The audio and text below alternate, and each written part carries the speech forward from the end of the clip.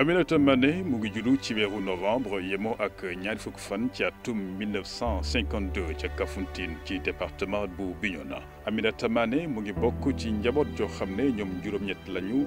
ñeenti jigéen ak ñeenti góor. waaye ci biir njaboot dafa am noo xam ne noonu lañ doon yare jigéen ñi mooy ni jigéen ñi amuñu àq ngir mën a dem jàng ji góor ñi rek ñoom ñoo doon jàngi te bu ñuy jàngi ci daara ja lañ leen doon yóbbu ngir ñu jàng alxuraan ñi nga xam ne ñoom ñooy ay jigéen ca kër ga lañ doon toog def liggéeyu kër gi.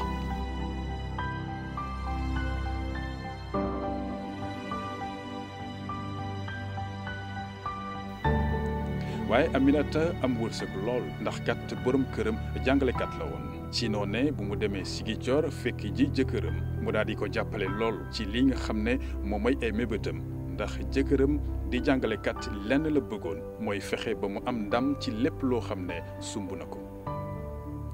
ci noone saa yu concours amee mu waajal ko ngir mu def boobule concours gannaaw bi mu defee ay concours yu bëree bëre ci la daal di jàll ci concours bi nga xam ne moom moo soxal infirmier yi mu war a dem ca diwaanu Ndar ngir mën fa tàggat boppam ci diiru ñetti at waaye loolu mujjewul antu.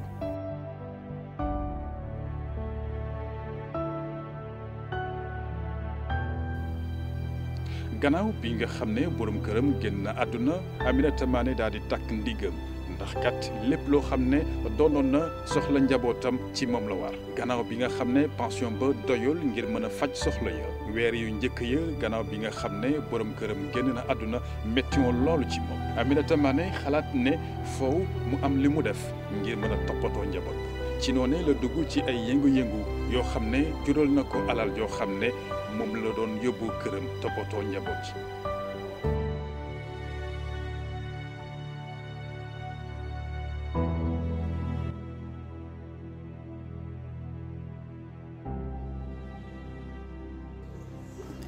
asalaamaaleykum wa rahmatullahi taala wa barakaatuhu yaay maa ngi lay nuyu di la ziar di la ñaanal yàlla ci sa bis bi yàlla may la gudd fan ak wér-gu-yaram yàlla na nga fi yàgg te wér wax si yow dina xaw a jafe tuuti parce que émotion yi ñoom ñooy bëri trop mais lu ñu mën a wax vraiment gaw ma ni suñ commencé woon si suba gaw ma ni dinañ ko jeexal parce que li nga ji ci ñun comme personnalité comme caractère comme honnêteté comme intégrité ak valeur yu mag yi nga xamante ni mooy tax nit ki mën a desee ngorom loolu yëpp def ko ci ñun ci période yi nga xamante ni jafe na trop bu ci waajur tolluwee ak njabootam mu réussir ko ci condition yu ñu nekkoon te ginnaaw yàlla ak yonent bi buñ tolluwee fuñ toll nii ku ne am lu muy représenté ci domaine bu mu nekk ginnaaw yàlla ak yonent bi amul benn werante yow yaa ko liggéey yow yaa ko def ci ñun mu nekk loo xamante ni neexul comprendre ku xamul valeur yoo gëm ku xamul nan nga taxawee ci dëgg nan nga tegee sa tànk ci dëgg bañ ko génnee ci loolu nga nu yar également mu tax ba kon ñun amuñu kudul yow mënuñu am lu la passé mu tax également ba amul benn xeetu tiit wala ragal buy nekk ci ñun buy tax ba duñu wax dëgg fuñ nekk luy tax ba duñu xeex loo xamante ni luy tuutil doomu aadama la wala lu koy xañ ay sañ-sañam donc loolu yëpp yow yaa ko liggéey loolu yëpp yow yaa ñu ko ji yow yaa ko def ci ñun yaa ñu ko yare également donc dañ lay ñaanal yàlla bay la sunu kanam xam nañ ni fi mu ne nii ñun moomatuñ la ñun kenn parce que suñuy wax l'amour inconditionnel, c'est elle. Moi, quand j'étais petite, je n'avais jamais peur de personne. Ragaluma kenn, parce que je suis sûre que derrière moi, il y a la lionne qui est là et qui veille sur moi. Donc, je n'ai pas à avoir peur de qui que ce soit. Et adulte aujourd'hui, je suis toujours confiante, je suis sereine et j'en parle souvent parce que je suis sûre que mon ange gardien est toujours là, qu'elle veille sur moi. Yaay, tu es une femme puissante, mais très humble. C'est une personne boo xam ne elle a toujours respecté nos choix, même bu fekkee ne àndul ak yow. Elle respecte ton point de vue. Et tout son rôle dans ce jeu-là, ce sera juste d'être là pour t'encourager dans les moments difficiles que tes choix t'ont apporté. Dina la jàppaleel pour que tu t'en sortes. C'est une femme avant-gardiste, avec une ouverture d'esprit boo xam ne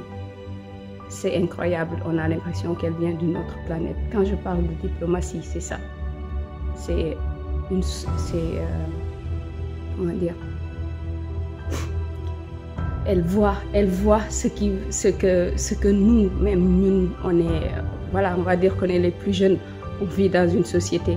Ça fait des décennies qu'elle avait déjà vu ça. On ne lui apprend rien. Et pourtant, elle est humble parce que devenue de glou,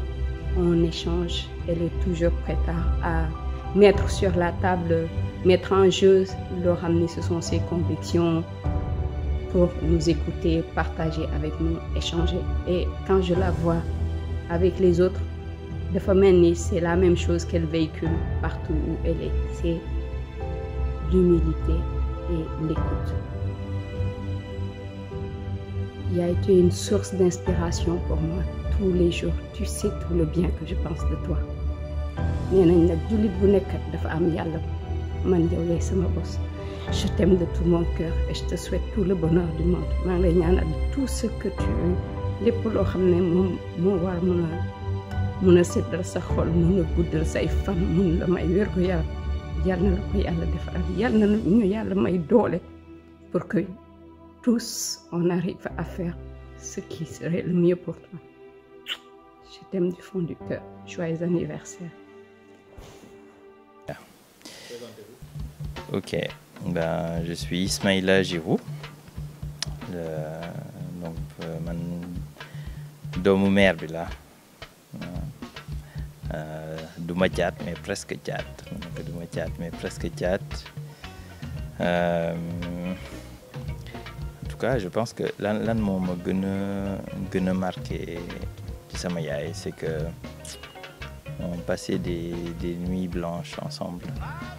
Mu nekk di ñaw xaaju guddi mu nekk di ñaw xam nga ak Jaliba Kouyaté muy tourné nga fekkee loolu. Voilà, elle bossait dur quoi. En tout cas, ñu wax l'éducation par l'exemple. Def ñu woon ni àdduna moom il faut se battre xam nga, il faut se battre. Dafa ànd ak aussi benn genre je pense responsabilisation. Loolu tam dafay changer man nan laay éduquer sama doom yi mooy léeg-léeg t'as l'impression que xam na yëpp mais daf la jox seconde chance pour que nga changer la donne xam nga. Voilà, je pense que ce sont les choses qui me déterminent le plus. Dafay façonner nan laay éduquer suma doom yi. En même temps def ñu jox éducation ou boxeur. C'est-à-dire, ce qui est important, ce n'est pas forcément de gagner, mais ta capacité à te relever à chaque fois que nga daanu. Il faut que nga mun jógaat, il faut monter sur le ring, il faut se battre. Voilà, c'est ça qu'elle nous a appris. Lu may gën a marqué si moom peut-être, c'est sa capacité à dire la vérité, même quand ça fait mal. Xam nga, mais et puis il y a des personnes yoo xam ne ay kilifa quoi ñoo ko mag def ñu jàngal respect. Donc respect boobu moo tax c'est choquant nga gis loolu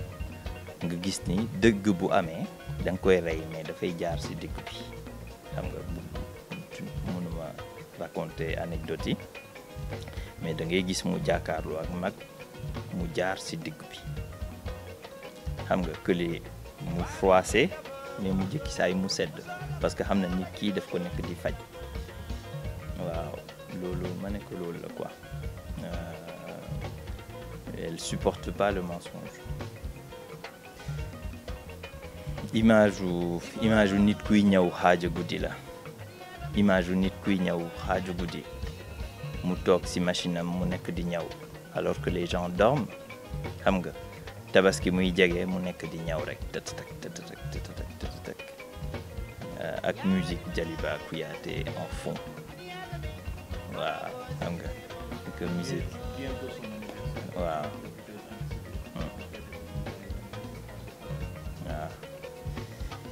yaay xam nga loo def ci ñun yow xam ko dañuy ñaan toujours que yàlla mu may la wér gudd fan yàlla may la toujours énergie boo am pour continuer à changer le monde parce que c'est ça que tu fais chaque jour xam nga joyeux anniversaire.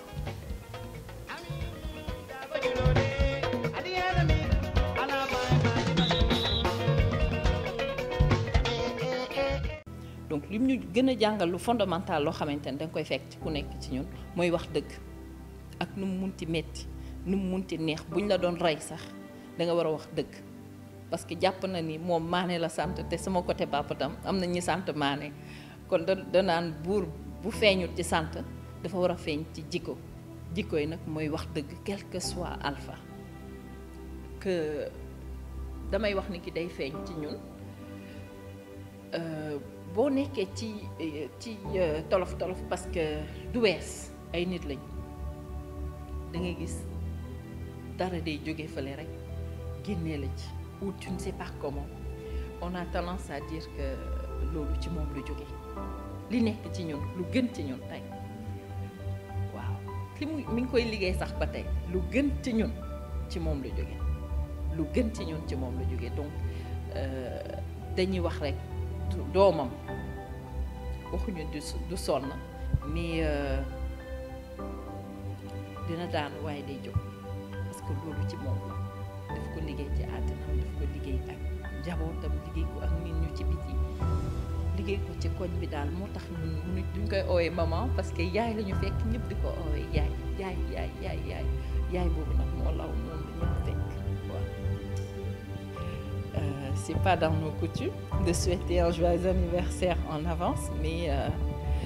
je voudrais te souhaiter un joyeux anniversaire, te dire que je t'aime très très très fort. Tu es la plus belle chose qui nous est arrivée. Je ne saurais pas te dire assez combien de fois je t'aime parce que tu es dans mon cœur. J'arrive pas à te regarder, à te le dire, mais je t'écris souvent pour te le dire. Et sache que c'est important que tu saches que je t'aime fort, fort, fort. Je ne suis pas la seule, on discute souvent, on n'arrive pas à te témoigner peut-être assez notre amour. Mais sache que tu es la chose la plus belle qui nous est arrivée. Je pense que boo ñu juróoloon lu ñu am ni tey duñ ko mën a am. Ce paix qu'on a en nous, c'est grâce à toi.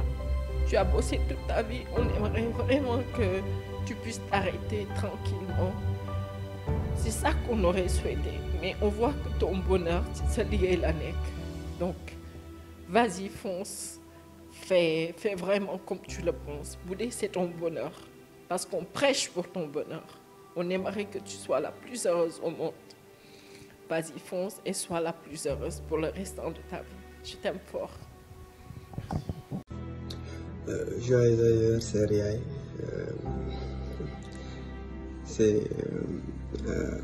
avec beaucoup d'émotion que je partage à cet hommage que la radio Kassouma FM te rend. Pour nous, tu es la meilleure des mères, même si beaucoup d'enfants peuvent en dire autant de leur maman. Pour nous, c'est une réalité. Nous, on est témoigné juste peut-être moi ce sens du partage, comment ñun bu ñuy màgg ñu gis on t'a partagé avec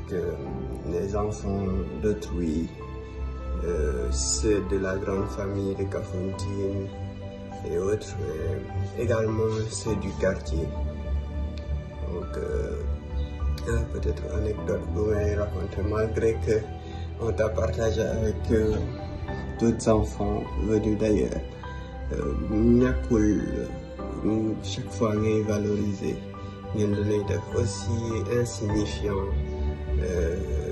que acte boobu nekk.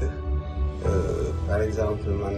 tout le temps je me rappelle booy rappelé nit ñi nga ne kii dafa mës a bëgg sport mës a bëgg football car même en 90 à la coupe du monde alors que j'avais à peine 2 ans maa daan yedd Igita di nga naan moytul li ngay fooye bal bi ci sa surface Roger Mila bu ko fekk yooyu noonu après on a vu ce qui s'est passé. Peut-être que c'est des choses qui m'ont donné cette envie d'être dans le sport, de faire du sport, ou même aujourd'hui d'être journaliste sportif. Donc malgré que tu as vraiment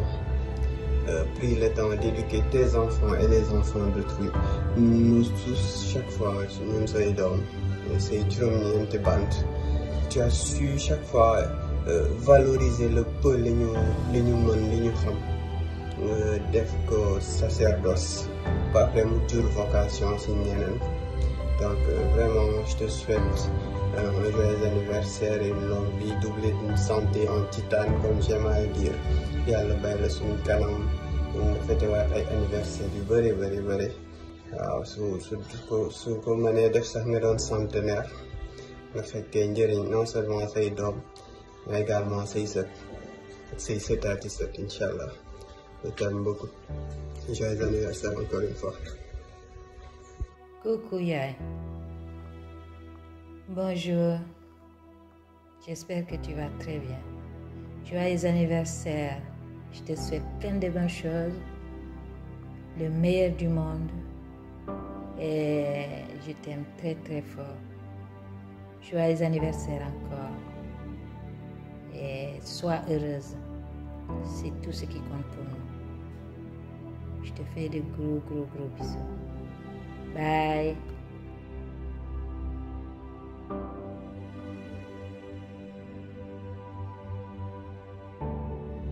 ci noonu it la ñu daal di sos URSI di union régionale sant yàlla ñu doon seet koo xam ne mën na nekk secrétaire ci la ñu xool ñi nga xam ne war nañuy dënk boobule poste ñu daal di ko jël mu nekk secrétaire ba waaye bile poste Aminata Mané mosu ko doxal ba ñuy yegg si ci assemblée générale gannaaw bi nga xam ne ci lañ ko tab mu nekk secrétaire général adjointe ci diiru juróom-benn at ci noonu it la ñu ko tab mu nekk njiitalu URSI waaye ci atum 2004 lañ ko tab mu nekk présidente bu URSI gannaaw bi nga xam ne ki ko jiite woon Adama Badji génn na àdduna.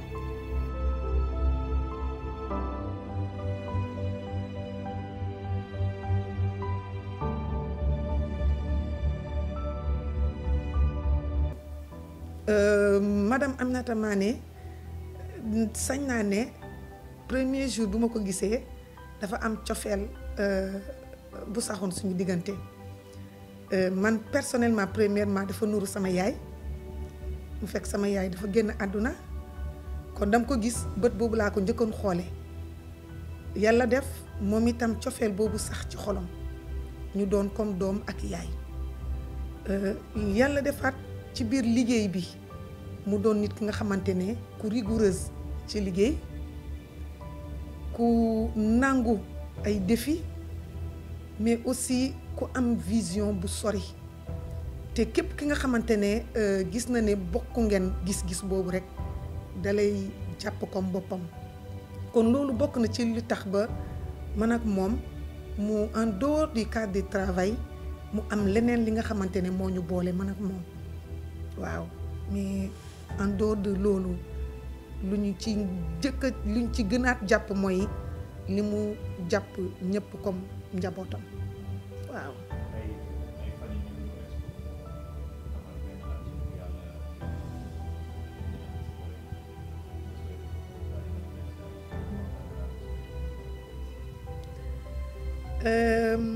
bon balaa ma koy souhaiter joyeux anniversaire dama koy njëkk ne maman Aminata Mané bëgg nañ la trop naw nañ la te tam lépp li nga def ci ñun dinañu xeex pour que nga bañ cee rus parce que dëgg la am na benn mot bu mu daan sañ terme en fait bu mu daan sañ di wax ku la coaché ba moom su wonee ginnaaw doo mën a dem mooy kooku cuune la te man bëgguma doon cuune kon bëgg naa ni ma leen di coaché bés bu ma fi nekkul ngeen mën a yóbbu sant yàlla kon ñu ngi ñaan yàlla yaakaar boobu nga am ci ñun ñëpp ñi fi nekk ñi nga xamante ne yaa ngi ñuy jàngal liggéey bi yaa ngi ñuy jàngal àdduna mais yaa ngi ñuy jàngal lu bëri ci mbirum dundu doomu aadama kon ñu ngi lay ne ñu ngi dinañu góorgóorlu pour que loolu ñu yóbbu ko ba comme ni nga ko bëggee kon vraiment nous t'aimons très fort je t'aime maman et je te souhaite vraiment un joyeux anniversaire mais di ñaan yàlla mu may la wérgu yaram bàyyi la ak sa xel ndax vraiment on a besoin de tes expériences on a besoin de toi je pense que yàlla nañu yàlla nangu ñaan yooyu ñun ñëpp ñu toogaat fi bay fetewaat yeneen i anniversaire kon vraiment merci beaucoup. asalaamaaleykum maa ngi nuyu waa Kasumay TV di leen gërëm di leen sant yéen a ngi may laaj nag lu nga xam ne lu ma neex la lu ma mun a wax la ndax man a présidente Aminata Mané du tey démb la woon balaa lii ñëw fekk si di doon ku nga xam ne ku oyof bañ nañ ko ba ñu ne ko Adja bëgg a jàmm dëkk nañ fi nag lu yàgg la balaa leadership ñëw ba tey fu ñu toll nii saabu ñimma ba lu nekk nu sim ñëw Aïta Basolana mu ñëw ñu fekk ko di koy defal anniversaire nag chaque année depuis mu amee 60 ans ñu ngi koy defal fii anniversaire fii si Kasumay FM ba tey mu ngi am 69 ans sant yàlla bu mu bëri ndax ku si am loolu ku si yokku si 50 ans yi rek ak 60 ans yi bénéfice la kon sant yàlla warul foofu kon nag di ko sant kon yàlla dafa ne boo santul nit boo gërëmu nit doo ko gërëm ñu ngi koy gërëm nag di ko souhaiter bon anniversaire ndax gars yi wax nañ ko bés bu dellu si moo neex di ko wax nag yal na ko may wér ak wérle may ko kattan bu ñu mënee gunge ba sa kanam a kanam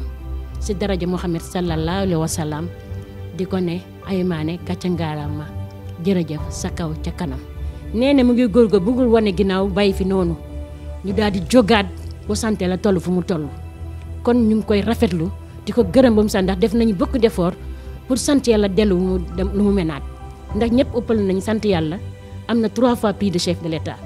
mais ba mu ko amee ba moo am ay tolof ñu wàcc nii day am ay haut ay bas ñu delluwaat di duggaat di génn di yéeg ba mu delluwaat nii nu mu mel noonu kon ñu ngi ko si gërëm ba mu sant ndax am na Pastef bi am na courage bi am na volonté bi pour nga xam ne pour sant yàlla dellusiwaat lu mu mel noonu te mu ngi jéem pour nga xam ne moo am relève te loolu mooy association Georges association bu nekk boo demee ba xam ne nekk mag rek il faut nga ut ay relève parce que xam ne il faut ñu am ñu la war a ootu soo utulee ay relève la boo fi jógee rek yëf yi day naay saay kon loolu moo tax ñu ngi ko si gërëm di sant ndax ñu ngi jël ay ndaw pour nga xam ne ëllëg ñun tam même ñu toog yaa nga ñaar la soit yàlla jëlee la fi mbaa nga toog noppale sa kër ñu ngi ko ñaanal yàlla bay ko fi ba si kanam kanam ba ñu koy yëkkati di ko teg si naaj di koy weex di ko delloo jërëjëf Georges loolu mooy Amina Mané développement typique boo déggee jigéen développement mooy Ami Mané loolu la ñuy wax développement opératrice économique la parce que ñëpp xam nañ ko si loolu lay yëngatu kon ñu ngi koy ñaanal joyeux anniversaire happy birthday to you bés bu dellu si moo neex. Aminata Mané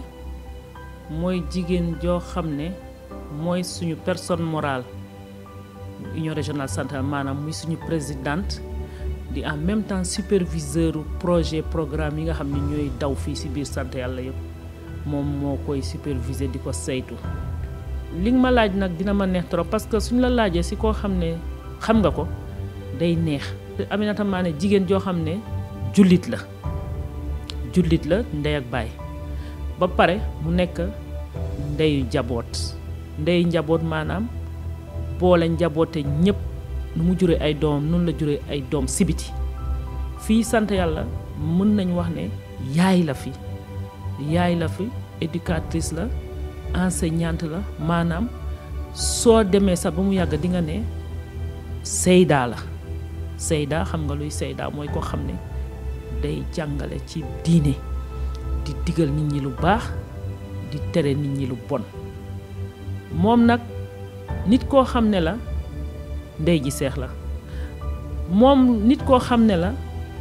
dafa yaatal parce que mooy nit koo xam ne bëggul ku yaafus soo gisee ma ne bëggul ku yaafus bu la gisee ngay romb sax dina lijjanti ba xam lan ngay def ak fan nga toll bu la mënee dimbale mu dimbale la bu la mënee boole ak nit mu boole ak nit maanaam bëggul nit ku yambar dafa bëgg nit ngay yëngu di mën di jàng nu muy yaree doomam yi maanaam noonu la mottalee ñun suñu yar fii su ma waxee dafa mottali suñu yar parce que yaay foo dem nga fekk fa yaay am na toujours loo xam ne il faut que mu jàngal la ko nga copier ci moom man li ma gën a neex ci moom nit koo xam ne kii la nit ku dëggu la mënul nëbb lu metti mënul nëbb lu jubul mënul denc lu ñaaw nit koo xam ne la daal fu mu gisee lu dëng dina ko jéem a jibbanti ba yàlla may ko ci ndam te yàlla jàppale na ko tam si lu mu dugal loxoom da ciy am ndam loolu yi may yàlla la waaw dëgg la 69 ans sant yàlla la di ko yokkal nag yàlla may ko wér-gi-yaram ak kattan ak sutura parce que nit ki boo dundee te amoo wér-gi-yaram day mel ni dund du la neex mais moom ñu ngi koy ñaanal yàlla na ko yàlla may wér-gi-yaram may ko wér-gi-yaram may ko gudd fan mu yàgg di ñu tettee yàgg suñu kanam ñu yàgg ci gannaawam di ko ñaanal njabootam yépp ak mboolam njabootum jullit jërëjëf. damay sant yàlla bu baax di julli si Yonent bi ndax bu ma waree wax ci Amy Mané yaakaar naa ne fii la ñuy yendoo te du jeex duñu pare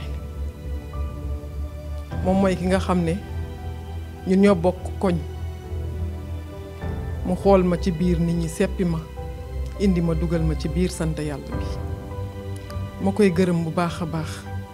bala mu may indi fii sax la ma njëkk yóbbu quai de pêche ma nekk fa comme caissière di fa liggéey fa lu tollook 2 ba 3 at mu jëlewaat ma foofu indiwaat ma fii mosuma def liggéey caissière mais yàlla ak Amy Mané moo tax ma def caissière ndax damay wax ni rek moo ma fekk ci biir teen jël baag dugal ma ci xëcc ma ñëw teg ma ci biti kon kooku dama koy gërëm bu amul àpp di ko ñaanal yàlla rek mu gën a jëm kanam yàlla bàyyi ko fi ba ci kanam a kanam Amy Mané wax dëgg yàlla dimbali na jigéen ñi jàppale na leen ndax ku xamoon sant yàlla démb ba gis ñëw tey gis sant yàlla tey fu mu toll rek nga xam ne def na ay jéego yu bëree yoo xam ne macha allah tubaarkalla ndax tey bu ñu demee tey ba jigéen yow nga war a gis sa bopp ci fi nga nekk grâce à elle gannaaw yàlla moom la kon nag moom gàcce ngaa laam xeexam toujours mooy di jàppale jigéen pour jigéen mën a demal boppam loolu mooy xeexam de tout le temps buy nelaw guddi bu bër setee lépp moom na jigéen dem kanam man tey li ma doon fii tey yàlla ak moom ndax man maa ngi doon tey gérante mutuelle de santé ku man daal li ma gën a neex ci moom rek mooy li muy jàppale jigéen ñi ndax jigéen mën a dem ci kanam loolu daal moom ma gën a frappé ci moom ba tax na vraiment maa ngi koy souhaiter joyeux anniversaire comme mu ngi dugg ci 69e année maa ngi koy souhaiter joyeux anniversaire di ko ñaanal yàlla rek mu yàgg ci kanamu njabootam lii mu yàgg di def yàlla na ko yàlla fay xolam yàlla jàppale ko suturaal ko. mooy man moom chaque fois moo wax ni ki man maa gën a sens si sant yàlla parce que sama premier jour bu may commencé liggéey fii si bureau am laa toog si banc am laa toog si ordinateur am laa liggéey waaw loolu moom keroog loolu daf ma marqué trop teg si mu jël ma nekk responsable boutique optique madame Mané lu ma mun a wax si moom mooy liggéey rek la bëgg loo wax mu ne bëgg na ñu nekk ay leader parce que moom leader la parce que xam naa ne leader rek moo mun ñëw yemale boppam jël bureau am koo xam ne mi ngi soog a ñëw mu teg ko si bureau loolu leader rek moo ko mun a def di ko sant di ko gërëm di ko ñaanal wér gu yaram ak gudd fan borom bi bay ko suñu kanam lu bare mu tete ñu ndax ñun tam ñu mën a nekk ay leader comme moom présidente waa boutique optique ñu ngi lay souhaiter joyeux anniversaire di la wax longue vie borom bi may la wér gu yaram gudd fan mu sàmm la sàmm sa njaboot parce que suñu jot sa nga gën a am sa ko jotoo sa ko jot sa njaboot moo tax ñu ngi la siy gërëm bu baax lu ñu wax rek am na lu des waaye yal na ko borom bi mottali merci présidente.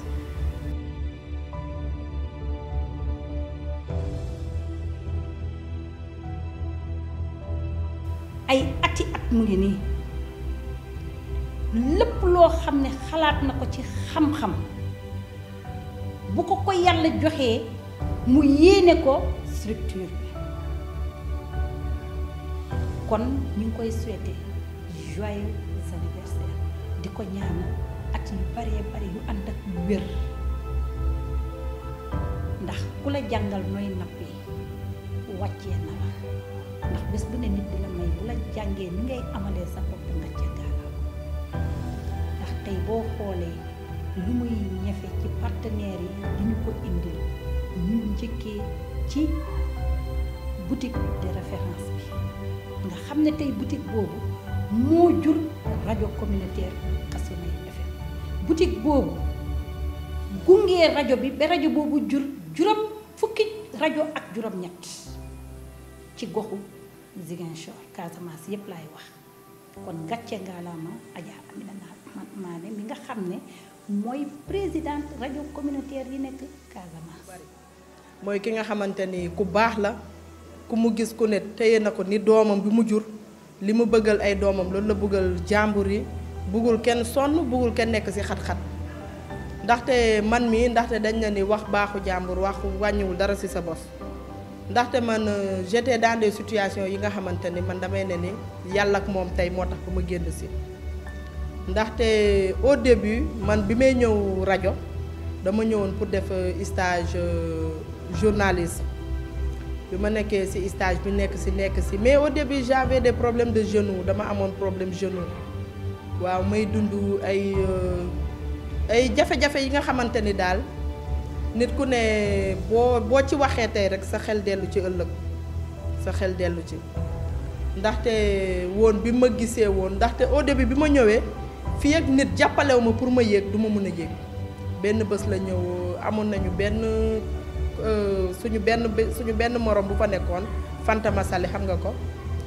dama daan ànd ak moom pour yéeg si la génn si mu ne Fanta ah yow looy jàppee kii pour mu yéeg Fanta ne ko ah dama koy jàppale ndax genou mooy métti mu ne ko bàyyi ko mu yéegal boppam léegi bi mu waxee loolu automatiquement métti woon na ma ndaxte mi xam naa ko mais miinuma ko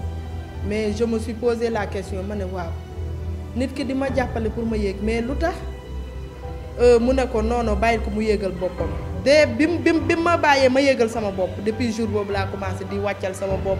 di yéegal sama bopp sans difficulté alors que kon ma xamante ni moom bu si jàpputoon kon ba tey maa ngi doon xaal ay soutien nit pour yéeg ak wàcc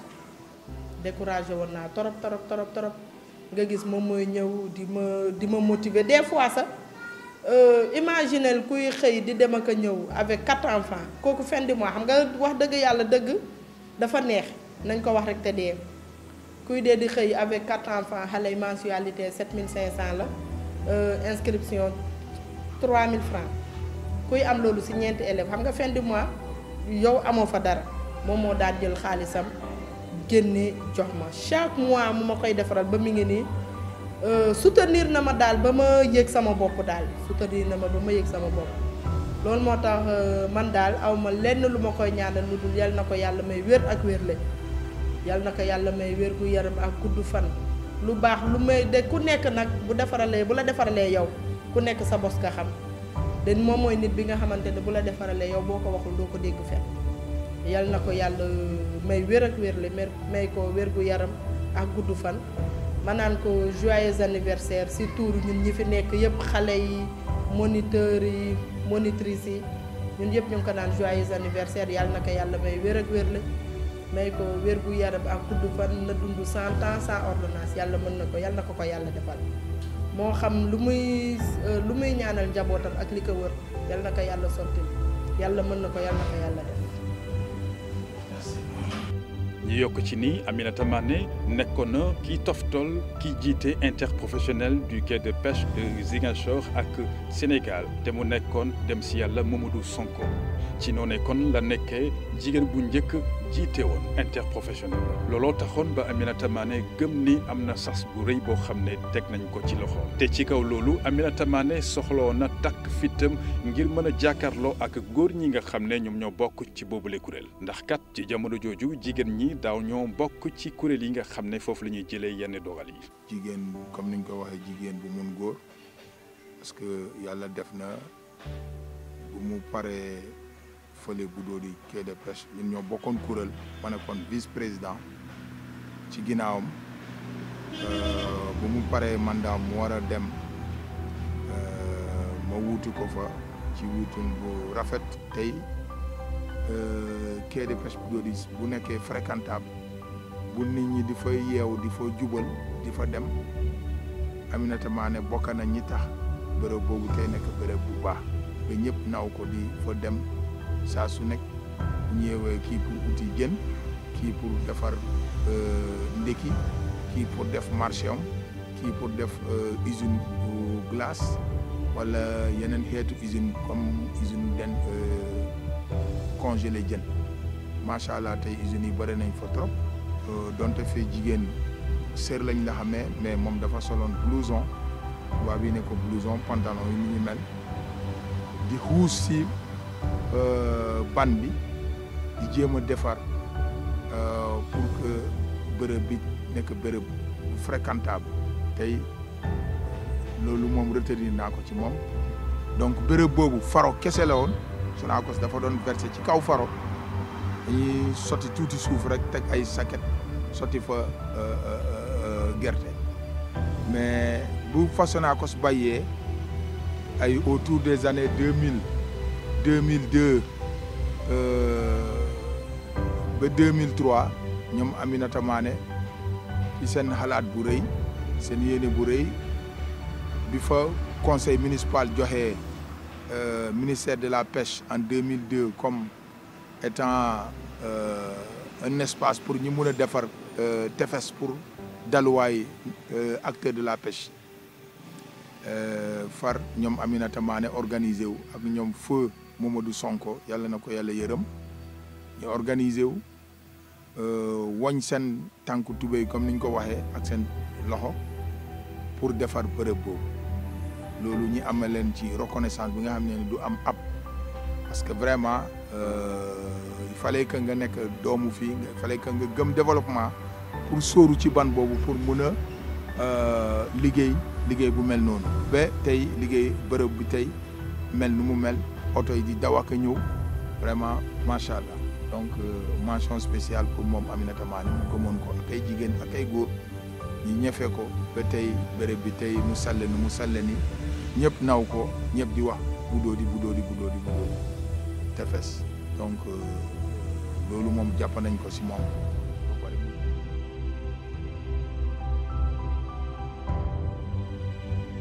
ko bëggee rendre hommage moom vraiment ci anniversaire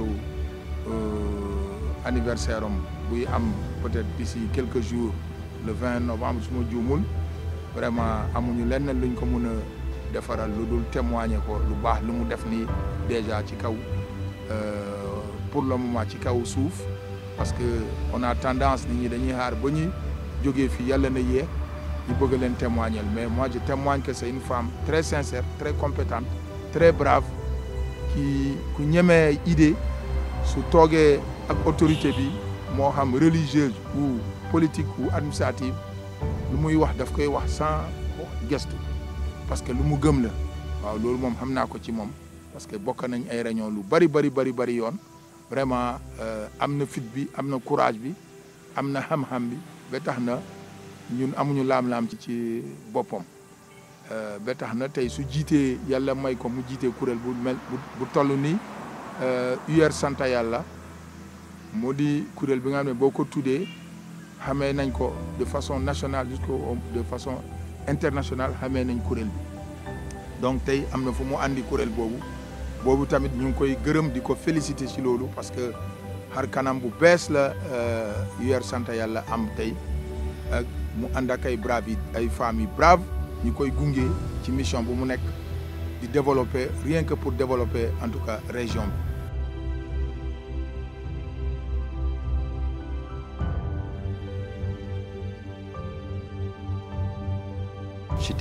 maa nekkoon son secrétaire général ci quai de pêche bu nga xam ne moom moo nekk Budodi quai de pêche bi mooy fi nga xam ne foofu la acteurs yëpp n'est-ce pas di yëngatu ci wàllu ñi nga xam ne dañuy yëngatu ci wàllu napp bi maa nekkoon son secrétaire général et loolu c'était en 2005 donc depuis 2005 laa nekk ak moom jigéen la bu nga xam ne affectueusement elle m'appelle mon jeune frère je l'appelle aussi grande sœur xam naa ko bien avant ma gis ko lu xaw a doy waar la je pense que peut-être que vous serez les deuxièmes à ñi nga xam ne mun naa ko waxee tey parce que bés bi moo ko laaj Aminata Mané maa ngi koy xam en 89 fekke maa ngi Dakar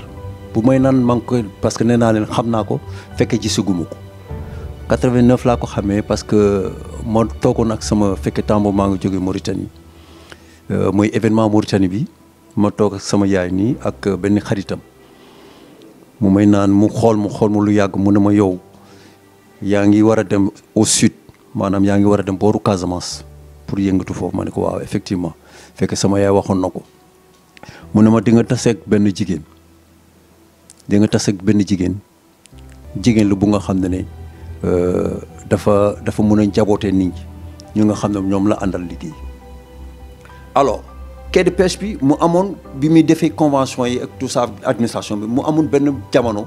waa Union européenne dañu waroon ñëw ci quai de pêche bi pour visiter donc il fallait que léegi ñu ne quai de pêche bu nga xam ne bu set dañu war a fexe pour que au moins quai de pêche bi mën a set bu ko defee pour que au moins pour que Sénégal mën a am ndam mu mën a am ce qu'on appelle l'agrément n'est-ce pas du Sénégal pour que bu ñu bañ a pénaliser Sénégal li nga xam ne produit pêche bi booy jógee Sénégal mu doon produit bu nga xam ne Union européenne mën na ko accepter. alors ma gis ni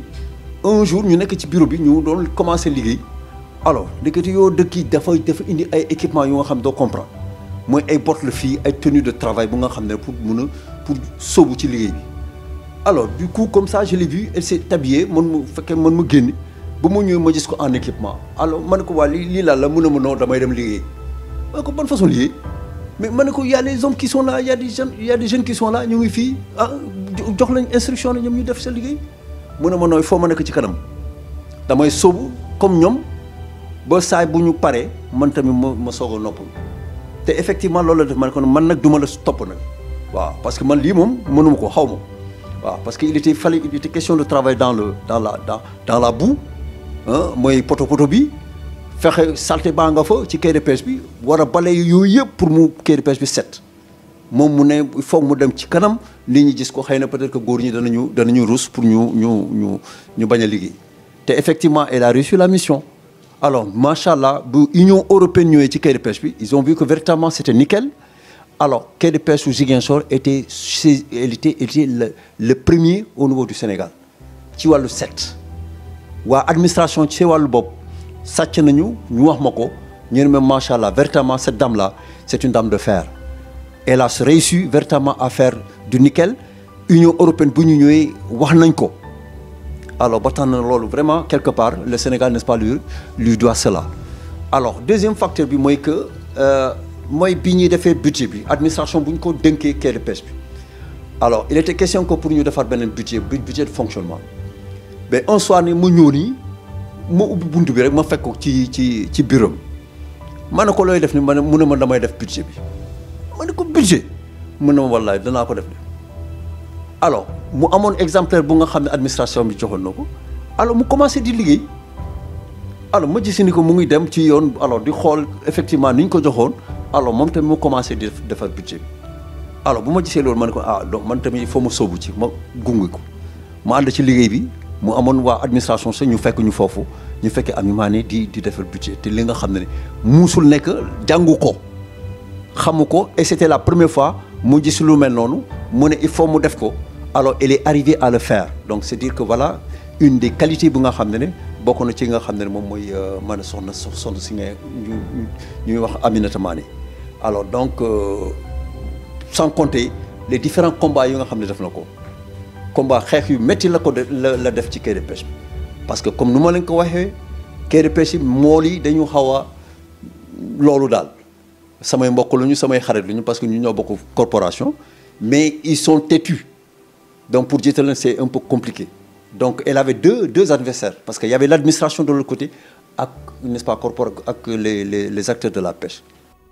ci ndimbalu suñu borom bi Aminata Mané di dajale ndam yi nga xam ne kon am na ko ci projet yi nga xam ne moom la sumb ci ndimbalu World Education Sénégal rawatina ci projet bu ñu duppee Women Leadership te ñu doon ko doxal ci ñetti diwaanu Casamance ci diiru fukki weer ak juróom-ñett projet boobu sax moo taxoon ba URSI daal di am beneen projet ñu duppee ko projet d'autonomisation des femmes USAID sumbu ñin ma toftal ci projet bu ñu duppee optique solaire te le fonds Catala financé ko ak it projet bu ñu duppee Lawtan ànd ci ak fondation New Sims waaye it am na ci projet bi ñu duppee Olom Deng.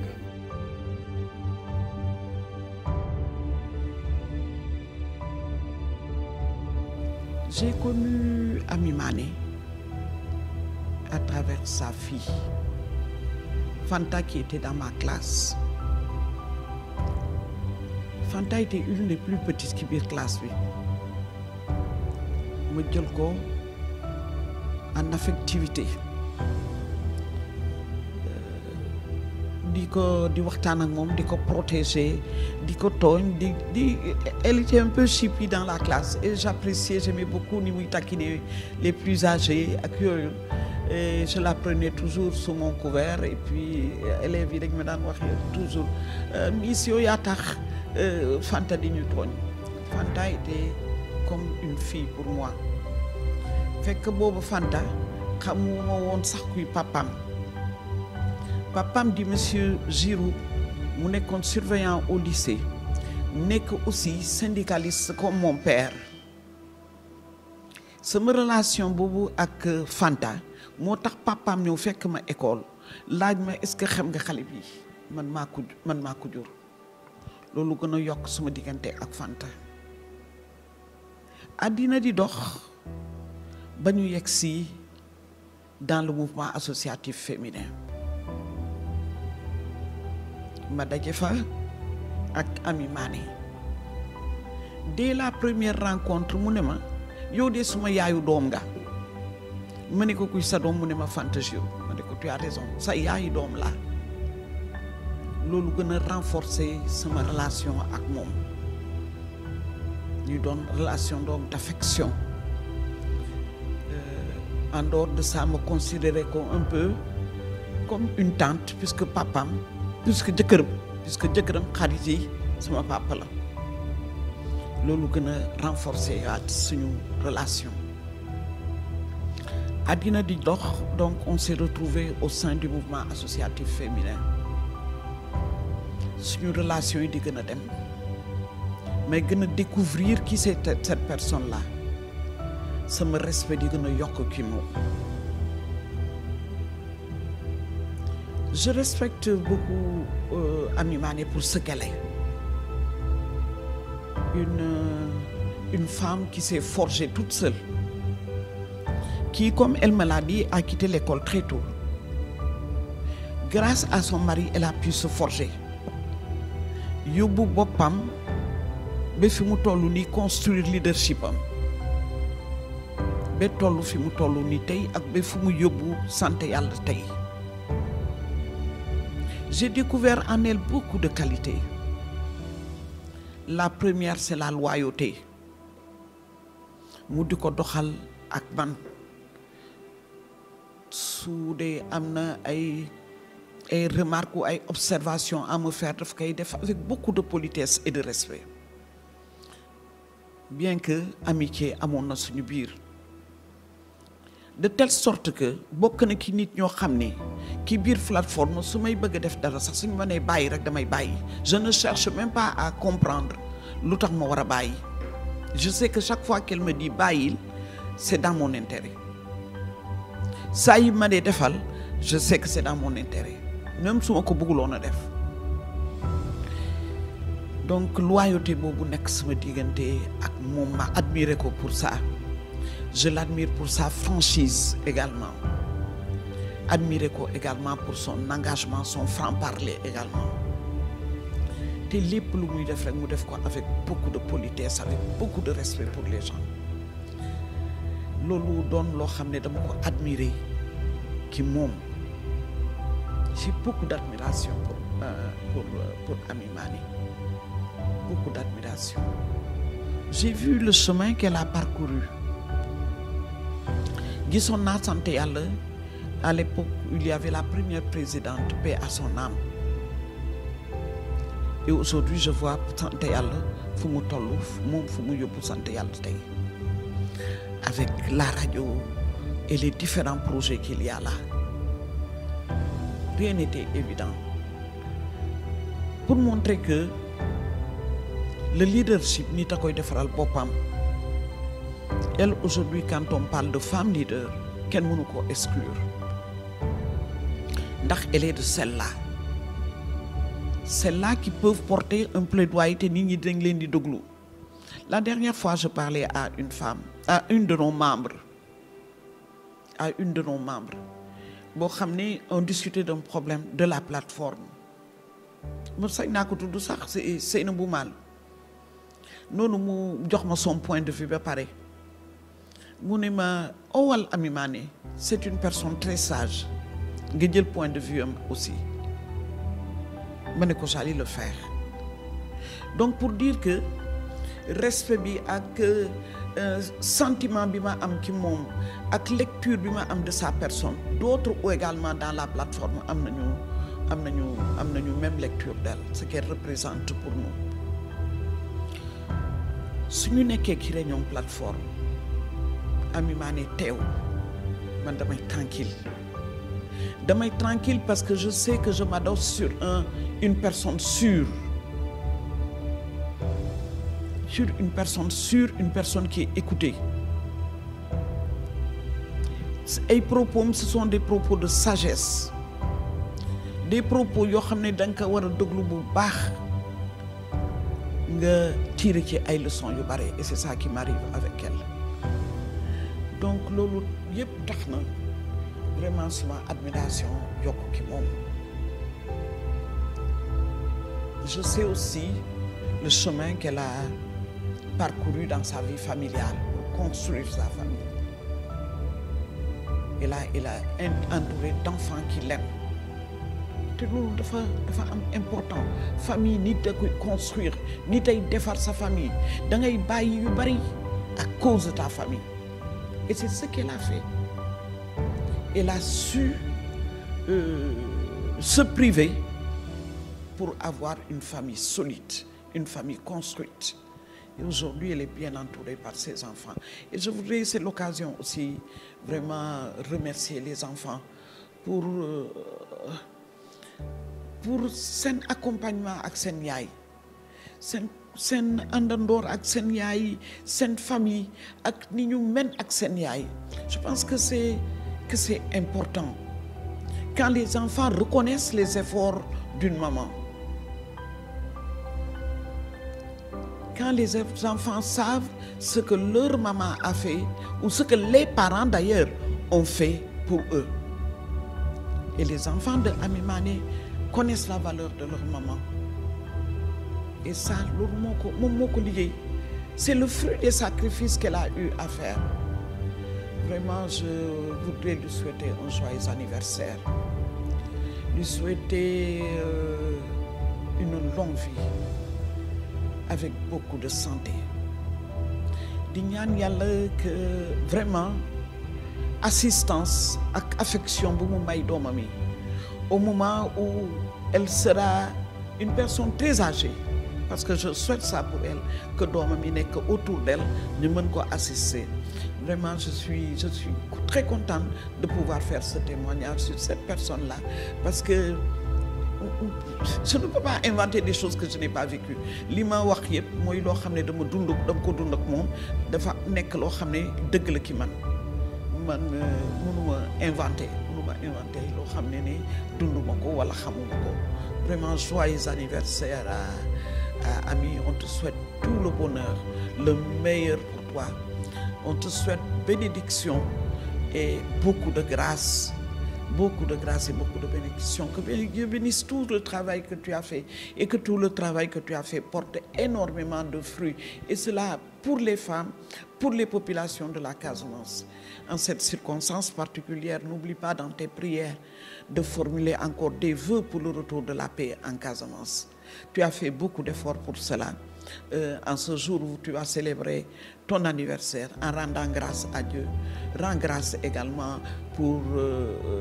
le processus de paix qui est en train de faire son cours et que très rapidement la paix revienne dans notre région. Je t'embrasse très très fort. Je t'embrasse très fort et je te redis encore combien je t'aime. ñu yokk ci ni Aminata Mané moom moo jiite réseau des radios communautaires pour la paix et le développement.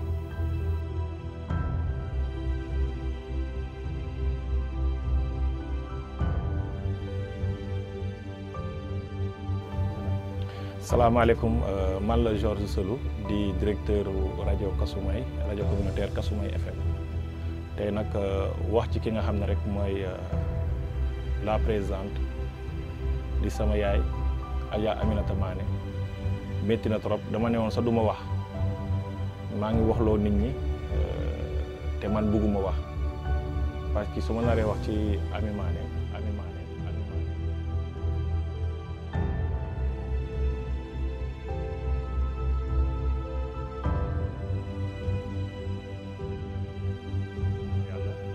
doon it tamit sama yaay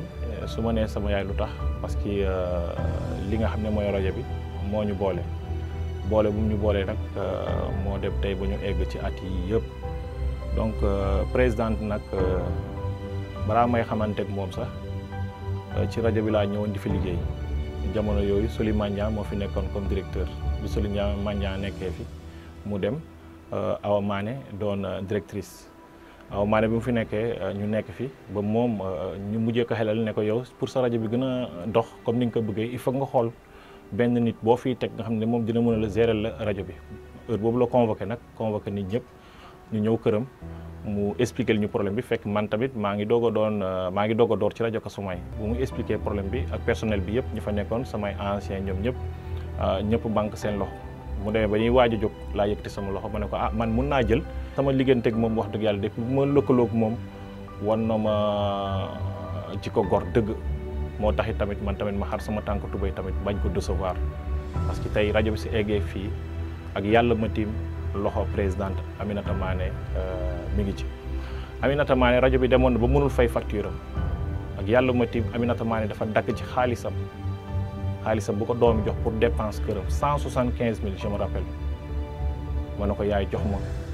ma dem fay facture rajo bi pour ubbi rajo bi mu ne ma cëy doom gis naa ne bëgg nga rajo bi trop mais rajo bi daal saa su nekk ci ay tolof rek ma ne ko yàlla baax na te doog a génne xaalis boobu jox ma bu ma joxee xaalis boobu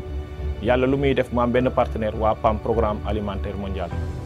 ñu signé ak benn convention ak man convention ma nar a def ñetti réalisation yooyu lañ ma fay 375 000 ma génnee 175 000 delloo ko jël 100 000 comme argent de poche jël beneen 100 000 def ko fonds de roulement depuis boobu ba tey sant yàlla comme tur ci tey rajo Kasumay demoon na ba fi sant yàlla amee problème rajo Kasumay sax moo ko yor doon naa fi fay facture yëpp saa ñu liggéeyee ñu fay facture kër gi neexal ci dem si yàlla Samba Diallo parce que moom moo fi nekkoon gardien yàlla na ko yàlla yërëm xaaree ko arjana ma fecc sama soxla noonu Ami Mané jàngal na ma lu bëri bu njëkk bu ñuy nekk ci tolof ci kër gi Ami Mané li ma neexoon na ko li ma amoon damay ñëw ak sama bloc note fekk ko kër ga ma comptabiliser yëpp wax ko mu ne ma baax na ma jël li may jël dem verser banque li ñu war a jël ñu jël ko waaye bu ñu demee ba kër gi commencé naat ba nit ñi di ñëw mu jàngal ma ni xaalis sant yàlla naratul toog sama loxo saa yi lépp lu ma am rek naa ko dugal ci compte. début bi c'était un peu difficile dafa ma ci doon tooñee sax léeg-léeg su ma nee Georges ana xaalis mu ne ko mi ngi ni mu ne ma demal dugal ko ci compte su ma ko ne lii laa soxla bàyyi mu dem génne mu ne ma déedéet dugalal soo dugalee pare nga dem defaat benn chéquier nga dem génnee xaalis mu ne ko yaay loolu tam du yàq kayit mu ne ma du yàq kayit dina baax mais début bi daf ma sonaloon trop mais sant yàlla parce que xam naa li mu bëggoon te xam naa loolu fu mu ma yóbbu tey donc muy jigéen boo xam ne dafa uuf njabootam uuf ñun ñëpp tey soo fi ñëwee doo xàmmee kan mooy jiit fii la ñuy nekk ak ay nitam ay ndaw yoo xam ne tey xamuñu dara ci développement moom moo leen xëcc andi leen ay ndaw yoo xam ne xamuñu dara ci rajo léeg-léeg ku mu dajal mu ñëw jooy ku mu ne la Georges jëlal loolu moom mun naa ko témoin ci moom tey ñaata ndaw ñoo jaar ci rajo Kasumay nga parfois damay dem ba mer damay bëgg génnee sax moom mooy ne déedéet nit du doxalee noonu bësal soxal bàyyi donc loolu muy loo xam ne Amy Mané tey jàngal nañu ko tey moo tax tey Mero ñun tey suñu demee ba xalaat defal la vidéo bi du dara da nga ko mérité li nga liggéey sant yàlla man xam naa ci dara parce que je suis témoin bu may ñëw kër gi xam naa nu mu meloon tey suñu demee ba ñu taxaw ñun waa rajo Kasumay ñu ne dañ lay defal vidéo bi c'est juste dañ la bëgg wan ni yaay ñun amuñu sa fay lii ñu def nii xeeb nañ ko waaye dafa di loo xam ne dina des say sët nañ ko seetaan say sëtaati sët samay sët nañ ko seetaan samay sëtaati sët nañ ko seetaan parce que lii day wane ni doomu aadama dara jaru ko fi te lépp loo gëm rek yàlla dina la ko jox donc yow nga gëm ni tey mun nañ fi egg rajo Kasumay ngi nii ñëw ma kenn tey Kasumay ñëwuñu kenn lépp lu ñu bëgg comme matériel utal nga ñu ko lépp lu ñu soxla jox nga ñu ko donc loolu rek moo tax ñu ne bàyyi ñu def vidéo bi pour mun la remercier ne la lii suñu biir xol lañ ko tibbee tey yaa ngi nii di dugg ci at bu bees lépp luñ fi wax rek mënuñu ko jeexal mais en tout cas bàyyi nañ ak yàlla bu ñu tiim ñu ngi koy ñaan mu sàmm la fi waaw parce que yow yor nga ñu fi xooloo kii njaago la baa kii gourmet la baa kii wolof la baa kii musulman la baa kii nangam ñëpp nga jël boole ñu tey kër gi tey lu ñu neex lañ fiy def kër gi tey fu ñu neex la ñuy dugg kër gi tey heure bu ñu neex lañ fiy dugg donc loolu yëpp yow yaa ñu ko